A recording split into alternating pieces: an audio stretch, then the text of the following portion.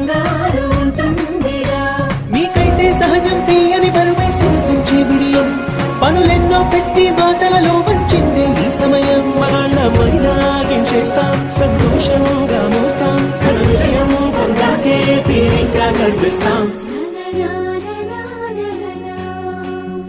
అందాల కుందన